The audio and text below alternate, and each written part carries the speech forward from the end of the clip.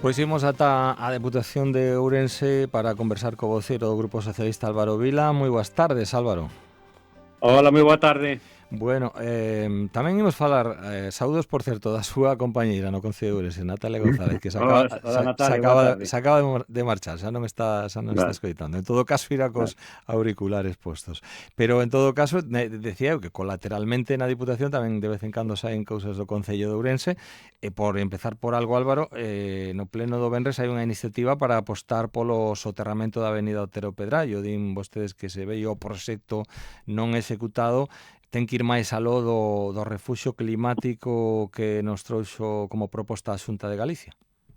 Sí, indudablemente. Bueno, isto é unha bella demanda eu creo que non só dos grupos políticos, que tamén, sino de toda a sociedade orensana e incluso da xente da universidade. É dicir, estamos parche sobre parche nestes últimos anos. Primeiro foi as rotondas con césped artificial, onde se gastou unha boa cantidad de diñeiro. Ahora nos veñen con isto refuxio climático, con os árboles que van colocar na avenida, pero, en definitiva, non abordan o que pide toda a sociedade orensana, que é o soterramento, por fin, da avenida Otero Pedrallo, e a permitir esa permeabilidade entre os dous campus universitarios e a futura sede tamén da Xunta de Galicia. E isto é o que ten que cometer, e neso temos que ir a mão todas as administracións. Ten que ir ao Concello de Ourense, que ten que ser o promotor da idea e fazer, digamos, os estudios previos. Ten que ser a Diputación axudando, colodirando, digamos, esta reivindicación, e sobre todo a Xunta de Galicia que ten que digamos, cumplir con esa obriga sobre a cidade de Ourense e ten que acometer, digamos, esas obras tan demandadas por a cidadanía de Ourense, por grupos políticos, por todo. Entonces, creo que non nos debemos conformar con migallas e temos que afrontar isto dunha vez por todas.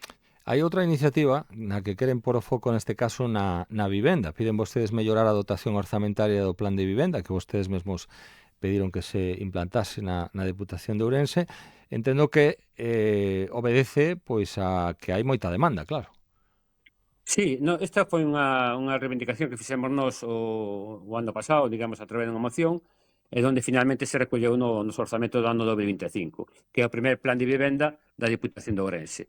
Non digo nada novo, si digo que a gran preocupación neste momento dos ciudadanos é o acceso á vivenda. A xente moza e non tan moza ten unha dificultade enorme a acceder a unha vivenda, digamos, a prestos asequibles. E no rural se dá unha triple casuística, que é a falta de vivenda, pero tamén unha cantidad enorme de vivenda, digamos, cun estado que non reúne as condicións para a habitabilidade. E, ao mesmo tempo, quitar ese feísmo que teñemos nos pueblos. Entonces, habíamos feito esa iniciativa, finalmente os grupos políticos votaron a favor desa iniciativa e se dotou inicialmente de 500.000 euros. Bueno, os concellos fomos a esa licitación este ano e, bueno, na pregunta que fixemos nas comisións se nos dixo que, bueno, hai máis demanda que os cuartos dá para esa primeira dotación, que recordemos que son de 500.000 euros, con 40.000 euros para cada concello como máximo. Entonces, sabendo que quedan concellos fora, o que facemos é unha demanda á Diputación a que nesta primeira modificación que se vai a facer probablemente final de febreiro, principio de marzo, pois que esos concellos que quedan fora por falta de dotación, pois se incremente esa partida e non quede ningún concello. Recordemos que nos orzamentos do 2026, a tamén a iniciativa do Partido Socialista, esta partida se incrementou de 500.000 a 1.200.000 euros a partida para a vivenda. Creo que é fundamental que as administracións apostemos por a vivenda social e a vivenda a prezos asequibles.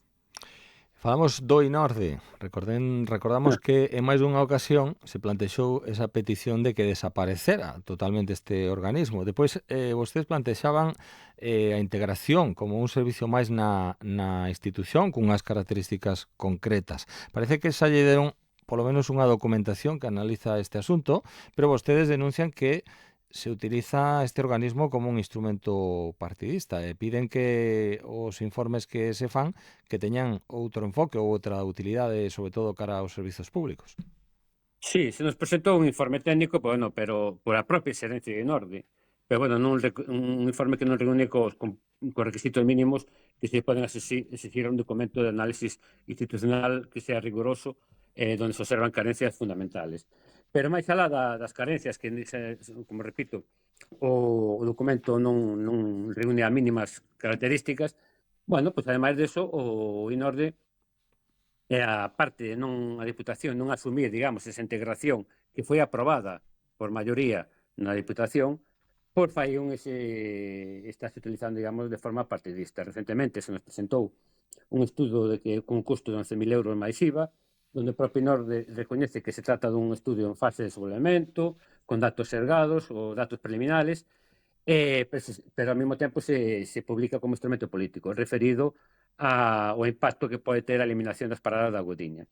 Entón, o que nos pedimos é que se o INORDE se vai dedicar a facer estudios, bueno, porque faga estudios, digamos, co impacto territorial económico e social tamén do deterioro que teñen os servicios sanitarios públicos na provincia de Ourense, prestando especial atención á situación do Hospital Comarcal de Valdeorras, o peche ou reducción de servicios nos centros de saúde rurais, a lista de espera no CHOU, a supresión da unidade post-COVID, a peche de unidade de cancro infantil e os efectos da dificultade de acceso aos servicios especializados nas comarcas. Aí sí que ten que facer un estudio rigoroso o INORDE. E tamén, por suposto, ampliar ese estudio sobre a disminución dos servicios educativos públicos ao longo da provincia.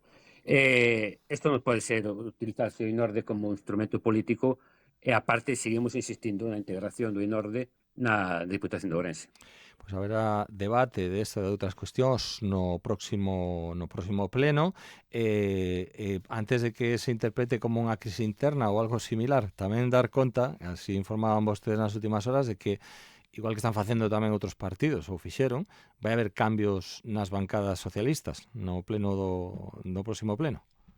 Sí, isto xa estaba falado desde o principio de mandato, xa estaba recollido, e donde dúas compañeras que estaban hasta ahora de deputadas provinciales connosco, facendo un traballo excelente, ao que lle queremos agradecer públicamente a súa dedicación, que son Susana Rodríguez, concelleira tenente alcalde de Amoeiro, e Marina Vaz, concelleira en Ríos, pois deixan o seu escaño, que pasarán a ocupar, respectivamente, pois Susana Rodríguez, que é tenente alcalde en Coles, e Eva Pérez Garnote, que é alcaldesa de Vilarrebós. Isto estaba establecido xa de principio do mandato, e, bueno, e agora con total normalidade, pois se acometen estes cambios.